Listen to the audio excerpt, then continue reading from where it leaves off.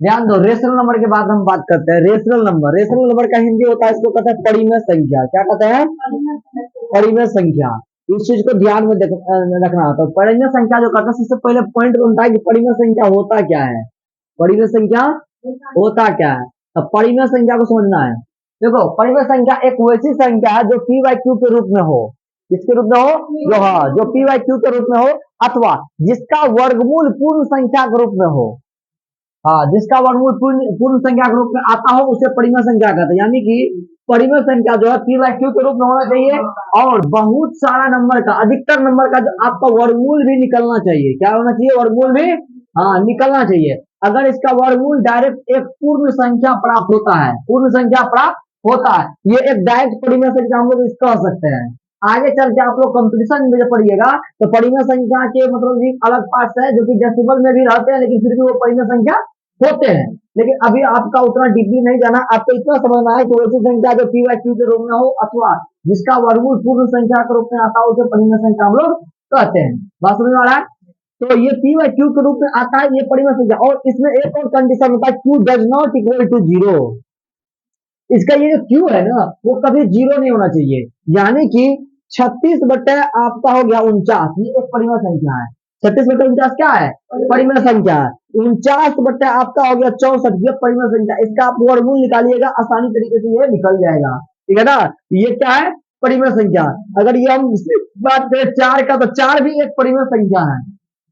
4 के नीचे कुछ नहीं है तो 1 है, और इसका वर्गमूल भी निकल जाएगा, इसलिए क्या है? परिमेय संख्या। आपका बात कीजिएगा तो 6 अगर बात कीजिएगा, अगर सिर्फ 6 का वर्गमूल निकालिएगा तो 6 का रूट मतलब वर्गमूल नहीं निकलता। 6 का वर्गमूल नहीं, अगर 6 का वर्गमूल निकालिएगा तो क्या इसका वर्गमूल निकलेगा? सही से नहीं निकलेगा। ये एकदम डेसिमल के फॉर्म में आ जाएगा, तो ये परिमेय संख्या नहीं है। बात समझ में आ गया? हाँ, तो इस चीज को आपको समझना है। तो जिसका वर्गमूल निकल जाएगा तो वो परिमेय संख्या, जिसका वर्गमूल नहीं निकलेगा वो परिमेय संख्या नहीं है। बात समझ में? परिमेय संख्या जो है हम बता ही दिए परिमेय संख्या क्या है, एग्जाम्पल में आप लोग समझ लीजिए। उसी के बाद परिमेय संख्या को एक और पार्ट, एक और होता है दूसरा, अपरिमेय संख्या। इसका समझिए, ये परिमेय संख्या का सेम टू सेम उल्टा होता है। यानी कि ये पी बाई क्यू के रूप में नहीं होता है, पी बाई क्यू के रूप में नहीं होता है। जैसे कि 2 है, 2 का वर्गमूल निकलेगा? नहीं निकलेगा। तो रूट अंडर 2 एक अपरिमेय संख्या है।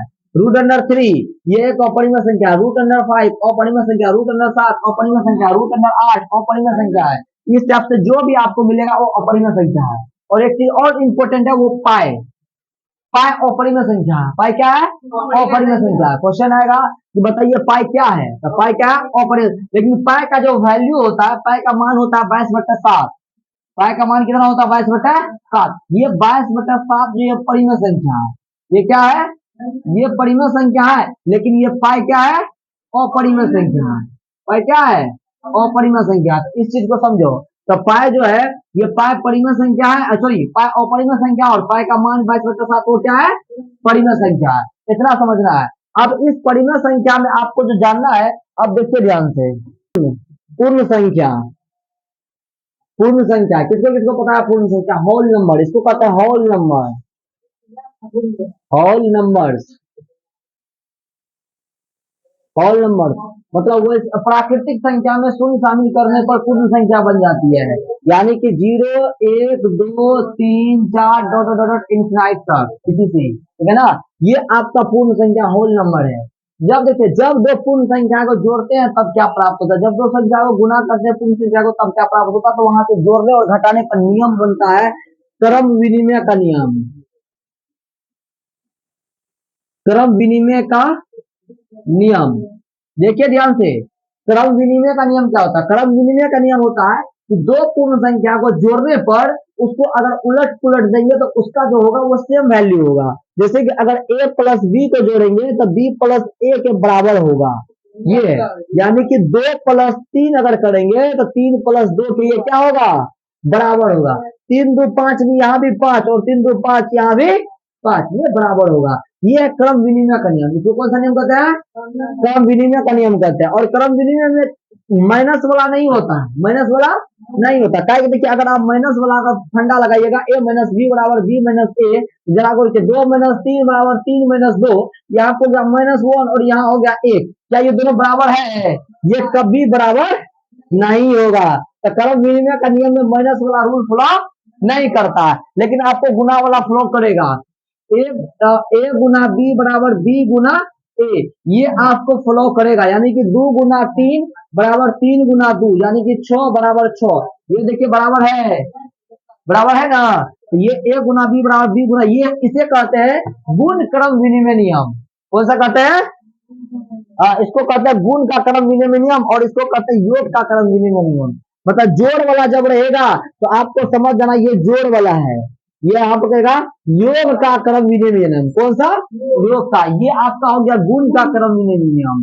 कौन सा? गुण का।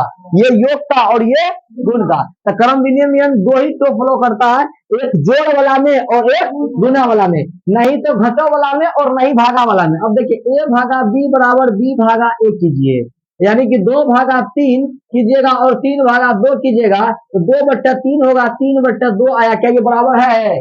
ये बराबर नहीं है, तो इसीलिए ये भागा वाला भी फ्लो नहीं करता है। तो क्रम विनिमय के नियम में सिर्फ जो है एक जोड़ वाला और एक गुना वाला, ये 2 ही नियम होते हैं क्रम विनिमय का, एक योग का क्रम विनिमय नियम और दूसरा गुण का क्रम विनिमय नियम। इतना समझ लो, क्या कि क्वेश्चन आगे में आएगा इस तरह से दे देगा कि बताओ रे 2 + 3 बराबर 3 + 2, ये कौन सा नियम है?